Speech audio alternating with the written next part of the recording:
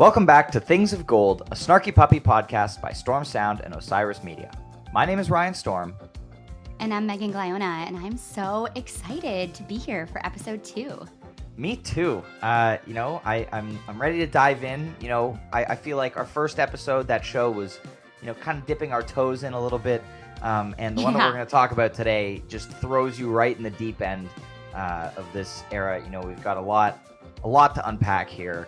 I think it's a longer show than the one we did in episode 1. But if you have not listened to episode 1, we talk about September 15th, 2015. A lot of fun. First episode.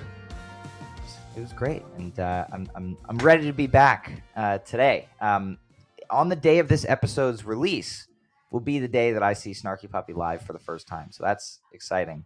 Wow, that's amazing. That's so excited. And when this airs, it'll just be like a week away from when I'm going to see them for the first time. So it's all happening for us. Yeah, it's all happening. It's very exciting. But so we today are going to be talking about October 4th, 2015, from the Institute in Birmingham, United Kingdom. This is just short of 3 weeks after the last show that we talked about. So kind of the first few episodes are on a much shorter, they're much closer together than as we move through the series. There will be much larger gaps. But this one, there's been a lot of changes in the last 3 weeks. The band, played the rest of their U.S. leg, which was, 10 dates or something like that. And then they went to Japan to play at the Tokyo Jazz Festival on the way to Europe. I mean, how cool is that? Playing in Tokyo at the Jazz Festival? I mean, that is... And also doing it you've just played this U.S. tour, you finish in California, you fly to Japan, you play one gig at a festival, and then you fly to Europe and play a month-long tour in Europe. So pretty crazy. It's so cool. It's amazing. They've had some lineup changes though, right? Oh yes, there are some pretty significant lineup changes actually. So we've got a very different band than we heard in the first episode.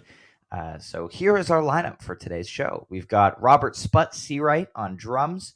We've got Marcelo Woloski on percussion, Bill Laurance on keyboards, Cory Henry on keyboards, Justin Stanton on keyboards and trumpet, Mike Maher on trumpet and flugelhorn, Chris Bullock, tenor sax and the flute, Mark Lettieri on guitar, and Michael League on bass. So immediately, I think the most significant sound or sonic changes for this lineup versus the other one is the drumming. Sput is a very different drummer than JT. Sput is also, for anybody who doesn't know, the band's original drummer. He stopped touring with them after, I think, 2015, was kind of the end of his touring tenure with them. But he will sit in every so often, at the festival, at other dates. But they are still very, very close with him. Marcelo, we haven't seen yet. Different side of the percussion than Nate. Actually, it's interesting. Our next episode, which is a couple of weeks after this one, the lineup changes again, and we get JT, Lanzetti, and Nate back, who we heard from in September. But we'll get to that. Overall, Megan, what did you think of the sonic differences between this band and the September band? To me, this band sounds really, really tight, really fast, really integrated. It's interesting that the lineup's changed because they sound like they've been playing together forever. Yeah. And I mean, they've been playing together for a while Yeah. But this is only 4 days into the Europe tour. Yeah, you would never guess that. They sound like they've been on tour for weeks together. I mean, they sound so tight, and there's a lot of really intense energy in this show. 100%. I agree. And, part of that is Sput's drumming. He's just so aggressive and he's such an active member of this band here, which is so cool. Also, a notable difference is there's no organ in this lineup. So that was a big part of what we heard, with Sean's keyboard playing in the September show. Just to kind of overview for anyone who's not sure what the different keyboardists are playing. So we've got Bill, who sticks with Rhodes and piano and some synth stuff, but mostly Rhodes and piano. We've got Justin, whose keyboard rig for this leg of the tour was just his Prophet synthesizer. Nothing else. Oh, I love the synths in this show. I love the synths. So he does so much, but yeah, when Bill's on stage, Justin gets relegated to just his profit. And then we have Cory, who's got the Korg Kronos, which can kind of do anything. He's kind of got a similar rig to what Sean had without the organ. So synthy stuff. There's a couple interesting moments where Cory and Bill are both playing piano at the same time, and you have to kind of distinguish, who's playing what, So which cool. is kind of a fun thing. But yeah, I'm ready to dive in. You ready to dive into the show? Let's do it. The show starts off, just hits the ground running in a Oh my major God. way. Hits the ground at like a blazing sprint with a quartermaster. It's noted in the show notes, first and only time opening with quartermaster. I don't know if that still holds to this day. It might. But this is a hell of a way to open the show. Sput and the horns kick right into it. No bass intro that we're used to. Just like, this whole thing is like what? It's like 8 minutes, and it just does not relent for a second. No, it's really authoritative. And just, I love how the drums just like set the pace right away. And it feels like everyone's just like forced to keep up, the whole time. The beginning is so driving. I love it.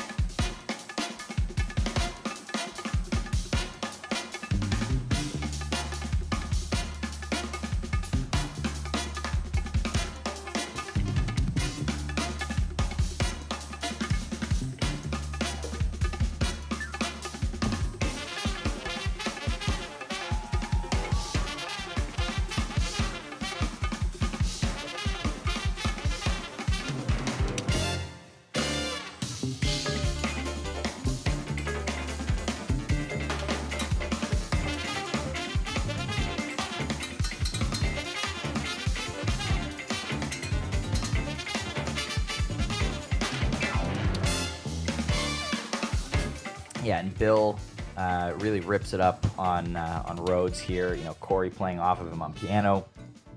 A lot of cool stuff. And yeah, and Marcelo's really adding. Marcelo and Sput are a great team on this show.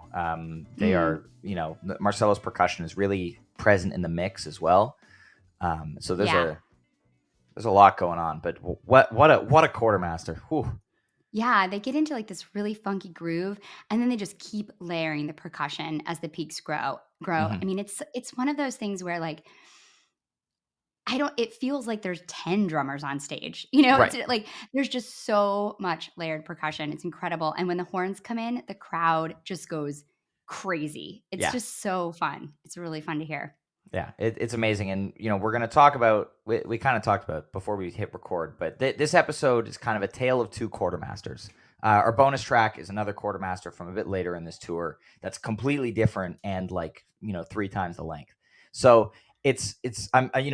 once we get to the end, we talk about that version, we'll talk about the differences very much, but it's really interesting to see, how they react, or, how the show sounds when they open up with this, crazy quartermaster.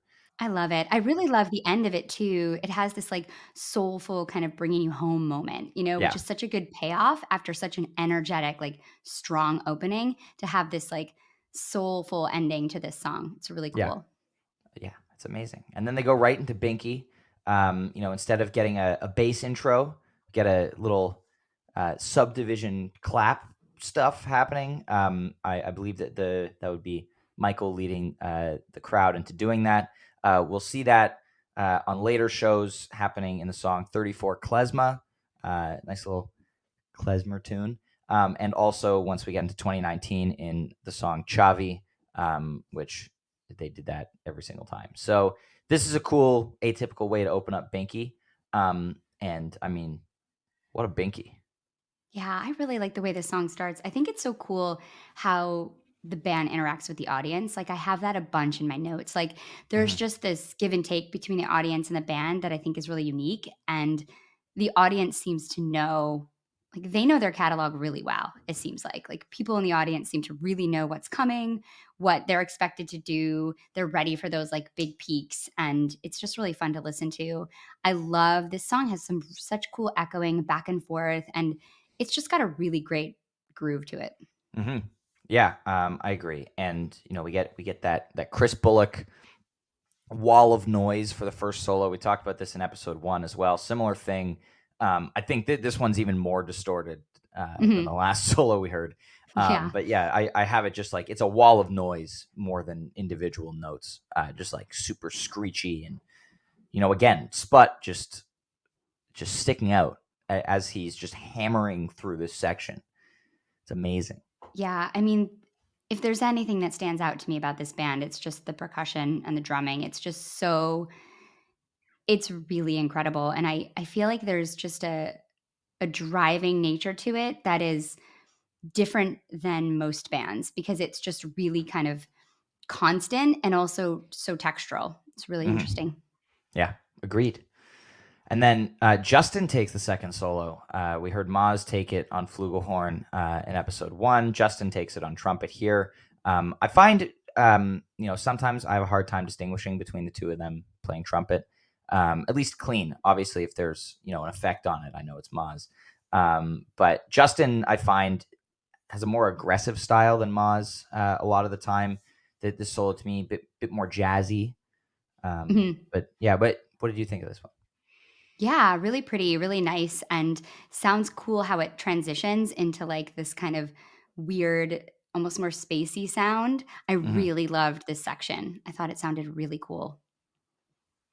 Yeah, it was awesome. And then, we get that build on that, the exuberant or euphoric theme, if you will. Yeah. A lot of great interplay, as you said, like that, creating and utilizing the space, in between the solo and this big section, between Bill, Cory, Mark, they're all contributing to this. And of course, obviously, we're going to keep saying it, and the drums. Yeah, exactly. It's really pretty and dreamy. It feels like you're floating. Like there's just a real effortless feeling to it. It's beautiful. And then they land in this like really funky space, which is great. In the outro, the Binky outro. Yeah.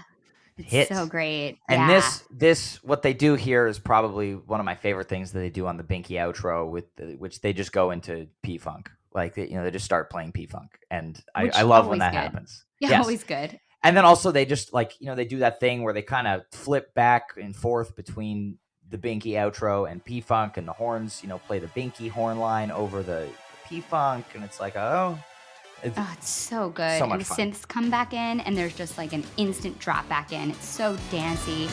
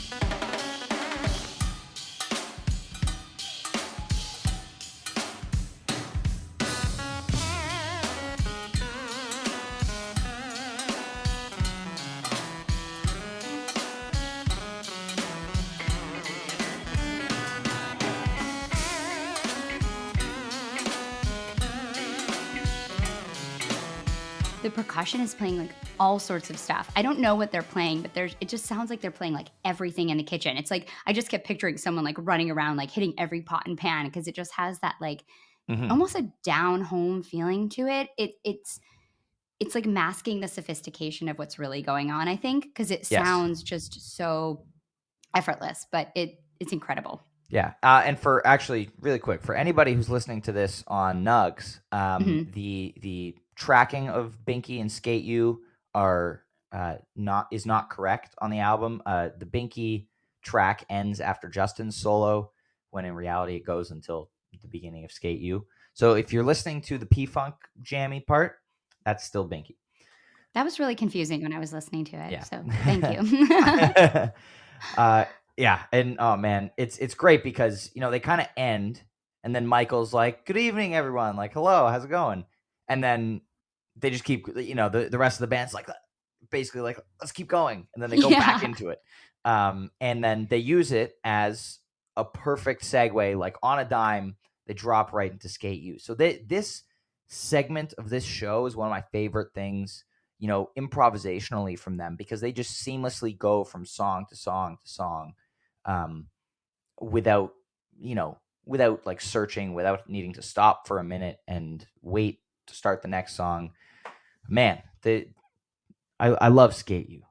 I do too. And yeah, this segue is like really worth noting because it is absolutely sick. It's so seamless. And then you have this like super sultry beginning to this song, which I really love. It gets like super delicate. This song is like really growing on me. Like every time I hear it, I appreciate it a little bit more. Mm-hmm. Yeah, and I love, um, you know, Bill gets a second solo of the night. I love the way he takes this one. Starts nice and mellow, and just this song always has a really, really good build to it. Hmm. There's the solo section kind of has two things, right? There's that first like kind of the first kind of part with more space to it, and then the second part when like the groove really kicks back in, before the horns come back in. And then you obviously you have the outro, which we get our first Mark Lettieri showcase of the show. He's probably my favorite of the three Snarky Puppy guitarists. I love the way his playing reminds me of Corey Wong in a lot of ways, Mm. where it's like he's really good at blending lead and rhythm guitar. He's really like he utilizes that low end really well. But yeah, it's awesome. Yeah, I really liked listening to him too. It's really nice to hear a rhythm guitar kind of featured and isolated. As like a huge Bob Weir fan, I'm always trying to like listen for the Right. rhythm guitar, and it can be really hard to do, especially if you're someone like me who doesn't play an instrument and can't isolate, which instrument's playing what sometimes. But Mhm. it's really, I think, a special talent to be able to play the rhythm guitar. Like, you have to be able to understand how to blend, but then also find those moments when you can add your own stuff. And he's just unbelievable at that. And it's really cool when he kind of comes out of that rhythm guitar box and all of a sudden he's taking kind of more of a lead sound as the solo progresses. I Mhm. thought it was a beautiful, beautiful solo.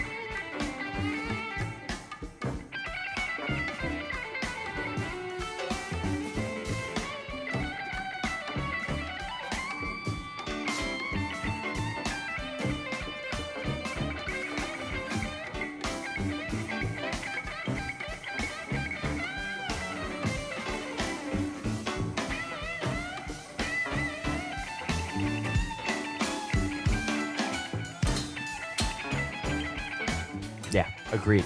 And the song pretty much ends, but out of the ending, Sput once again takes the reins and is like, okay, we're just gonna we're gonna play into the next song, and they play into Whitecap. I love this segue, the way he's just like he's beating the drums, and then Michael slowly brings in that spacey kind of bass thing that he does, Yeah. and then Whitecap just emerges from it. It's super sexy. Yeah, very different Whitecap from the one we heard in September, I think. Just because Mhm. no organ, Obviously Bill has a very different feel on the Rhodes than Justin does. So there's a completely different vibe to it. But I'm a big fan of this Whitecap. Yeah, the song really moves along like a train just going full speed, and it's just builds and builds. And I don't know what he's playing on percussion, but it sounds like it's like a tin can almost. There's like this Yeah. like really like tinny sound to it that just adds this kind of relentless feeling. It's so good. And then Marcelo it just crushes it. it's incredible. Crushes it. Oh man, and another Rhodes break in Whitecap. I'm such a fan of Rhodes breaks in Yeah. Whitecap. It's like give me a 5-minute long Rhodes break in Whitecap. I'm not going to complain.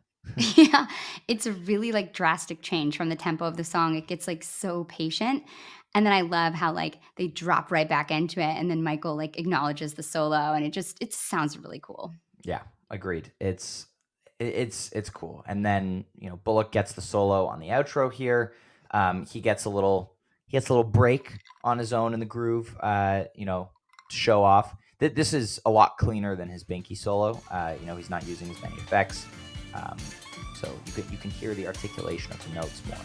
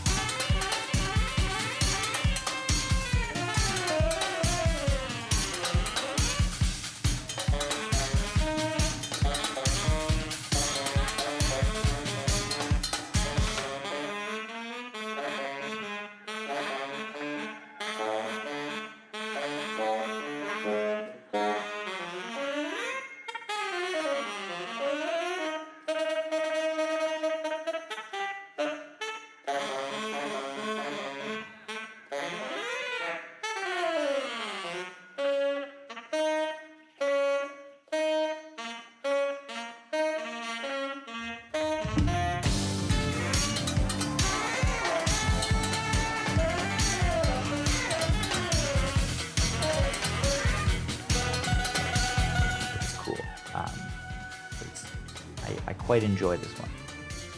Yeah, I really like too how before they start Kite 2, when Michael's like, okay, we need to quiet things down a little bit. Yeah, like, we just played as loud as we possibly could for 45 minutes.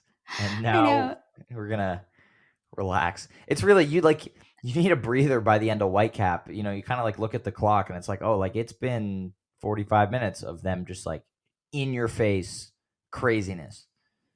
Like this probably quartermaster through Whitecap is like, that's peak live Snarky Puppy to me.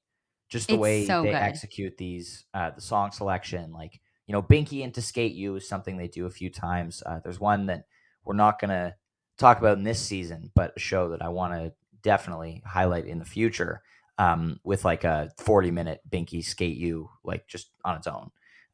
Wow. Which is, they do like a whole, I Shot the Sheriff jam in there. Like, oh, I want to hear that. Yeah, I love that. That's awesome. It's really, that one's really something. That's spoilers for a future episode. But that's 10, 17, 15. We'll have to talk about that at some point too. I want to hear that. We will. Absolutely. Yeah. Okay, good. But we're here. We're talking about Kite. This is really the only breather song of the whole set. Yeah. But I love the way Kite fills this role of the breather tune, because there's also some versions of it can have a lot of improv in it. There's one version from the September tour, I believe it's 9/16/15. That's the improvisational highlight of the set. Oh, surprising. wow. Like, out of nowhere. But I love the, like the calm, serene vibe of this. The first solo, Ma's very gentle. It's beautiful. It's super fluid, really easy, lovely, absolutely beautiful. And the texture from the percussion is so satisfying on top of that. Mm-hmm. Yes.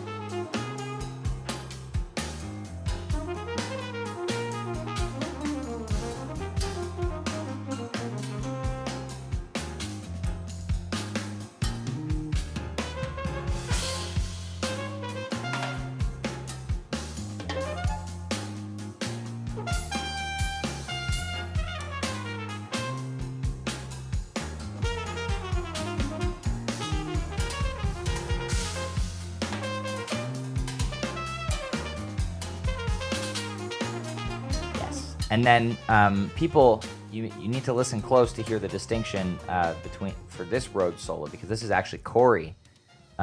He's playing an electric piano patch on his keyboard, not the actual Rhodes. So it sounds slightly different for those with a super nerdy keyboard ear like me. Not me. That's what the notes are for. Exactly. You're my super nerdy keyboard guy. I don't need to be that person. I have you. Perfect. I'm happy to. But yeah, this is a great Rhodes solo. I like, he gets.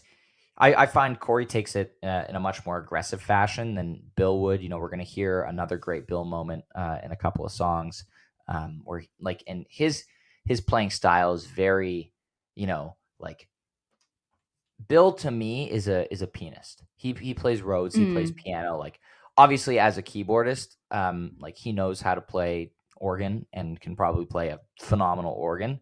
But I seeing him sitting at a B3 is like weird to me. It's like I look at it, I'm like, Ryan, this is something like only you or someone like you. That's like a joke nobody else would understand, but I know, but it's appreciate like, there's one song, or there's a couple of songs on their album Ground Up, and in like the videos on YouTube, like Bill plays B3 on one of them. And I remember the first time I watched it and I was like, what? Like, Oh my God. why is he playing organ? We need to have like a reaction shot of Ryan watching like people playing keyboards and see like what you react to. This is comical to me. Yeah. It's like you're speaking a different language. It's amazing. Thank you. Yeah. But so versus Cory, who, obviously his main thing is like he's a much more of an organ and a synth player with the band, at least. And so he has a much more aggressive style than Bill does. And so that really comes across in this Kite solo. He really takes it up. And Marcelo sticking out to me again with the triangle action during Cory's solo here. I love this bass and drumming section. It is so cool. It's really great. This is like, I feel like the set list construction of the show is absolutely perfect. Well, and then they, after this, they then play 4 closer songs in a row. Obviously, 2 of them are 2 encores, but like they close the set with 2 closers. What About Me comes in, and I warned you in the last episode that there were going to be very different What About Me's from the guitar one that we heard in the first episode, and this one is very, very different. Bullock takes this solo, like I love the way he just like growls into the solo. Lots of effects happening on the sax, obviously. I'm not the biggest Bullock What About Me fan in the world, but this one I really enjoyed. Again, it's him creating that space over top of what Sput's doing and what Sput's laying down. But what did you think about, the sax on this one versus hearing Lanzetti take it on guitar in the last one? Yeah, I thought this song was like a great tempo pickup after Kite, and this gets super trippy and weird. It was unlike anything I've heard from them yet. So for me, it was like one of those moments when you're kind of because you listening hadn't and heard you're the like, bonus track from this episode. right? I hadn't heard the bonus track, which I am dying to talk about. I'm so excited to talk about that quartermaster. But yeah, I hadn't heard anything like this. Like, I thought it was fantastic. Super, super cool. Yeah, it was awesome. And then, we talked about how like JT's drum solo in the last episode was like a freight train. I don't even know how to describe what Sput does. It's insane. It's ridiculous. And also, one of the cool things about this era of the band is doing like the modulation of the vamp during the drum solo. Kind of playing with that. But man, Sput just destroys everything. Like, what a drum solo. Yeah, I just wrote drumming is just insane. I mean, I don't know how else to describe it. It's really next level. Yeah, it's amazing. And then from there, we have that super high, and then we get a few minutes of breather again, as when Bill takes this, Bill Ready Wednesday intros are amazing to me. This song is not the same when he's not playing it. And when he takes like a 3 to 5 minute intro solo on piano or Rhodes or whatever, he's got this, he nails the just like solo classical piano, just playing lots of reverb on the piano patch that he uses. man, it's whew. It's stunning, and it's so different from the big kind of like full sound that they usually have. So it's just it really stands out in its kind of simplicity, and Mhm. it almost makes it like hit harder because it's like when you have a band that comes full force with so many sounds and layers and textures, when you just then like isolate it down to one instrument, it sounds really impactful. Yeah. And we're going to hear, as we hear some more versions of this song throughout the series, um, the the drum beat and the groove and the vamp are slightly different every time. There are a lot of different ways that the different drummers approach it and different scenarios. So it's really cool to hear kind of how this song is approached differently. And there are some, where they're like 20 minutes and some where it's 10. And so there's a lot of potential in Ready Wednesday. And I love this. Justin, gets another trumpet solo, really, really funks it up on this one. Yeah, this is awesome. And then they kind of like end it, and Michael like introduces everyone and ends the set. Well, before we get to the intros, that Bill Oh outro yeah. to the song where like he turns up the reverb even more, Yeah. and it's just like in space again. So I love the way that this song starts serene piano, and then you go hard for the song proper, and then at the end you're back to serene piano to end it off. It's so good.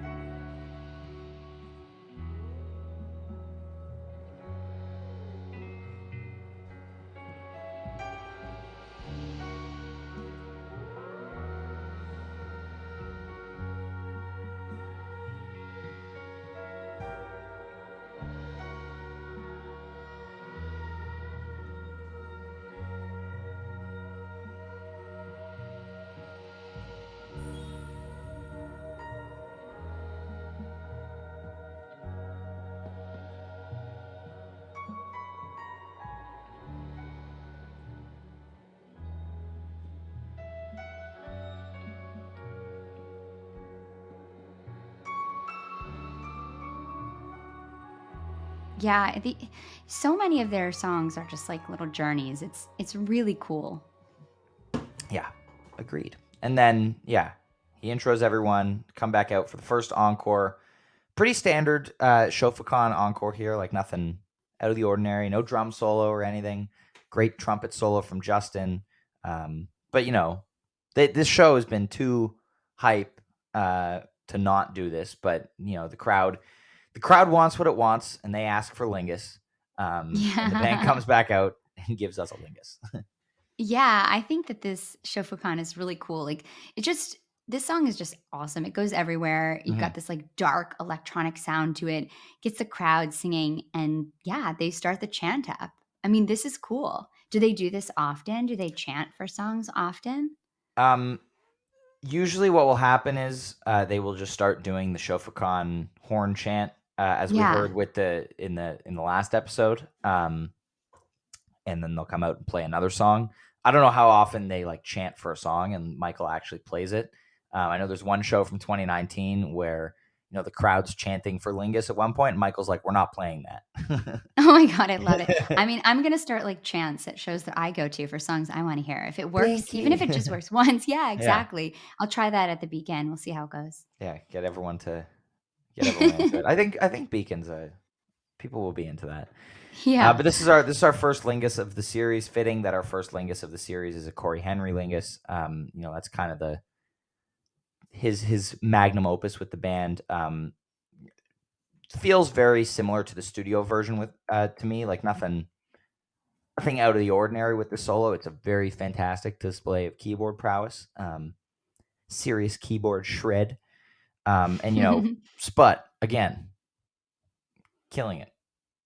Yeah, I mean, this is the song that I heard about before I really knew what Snarky Puppy was, because my Yep. brother-in-law sent me, a video of this and says he's watched it 2 million times. I mean, it might be an exaggeration, but It's probably this is not. the song. Yeah, it might not be. This is the song that I've heard before. So it's awesome that the crowd is just like so engaged. I mean, I feel like this band always has the crowd like in the palm of their hand and is just able to like work with them. And I really do feel like that interaction is special and something that stands out when you listen to them. This back and forth is like so tense between like Maz and Bullock. And then, with 10 minutes in, the crowd just like erupts and they come back in like full force. It's just so great. It's fun. It's awesome. And Yeah. that Fun way brings to us end to the the show. end of our Birmingham show. This is a really fantastic show. But now we're going to fast Yeah. forward 9 days. The only change in the lineup that's happened since the Birmingham shows, we've got Nate back on percussion instead of Marcelo. But Megan, I want you to go first on this. It's October 13th, 2015, Quartermaster. This is our bonus track for today. Go. Okay. So I was listening to this and I was trying to pack for a trip that I'm getting ready to go on. And I had to stop packing. I had to just stop and like stand still and like listen, because this is so cool. It's like the second encore from a show in France. Yeah, like 9 days after the show we just talked about. The beginning is so trippy. It's just really slow, like sultry. I absolutely love it. It has this like slow gallop to it that's just super sexy. It's got like Pink Panther vibes.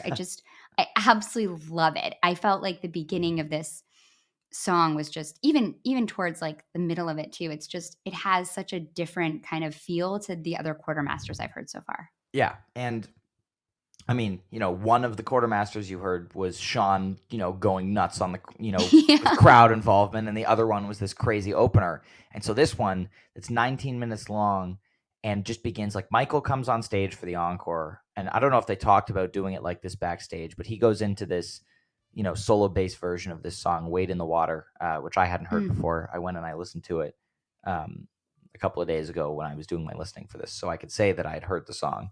But he plays around with that for a bit, and the rest of the band just like slowly like seeps in. Like nobody's in any hurry to go anywhere. Just synth textures, laid back. Like Sput really lays back on the drums here, like instead of going full force.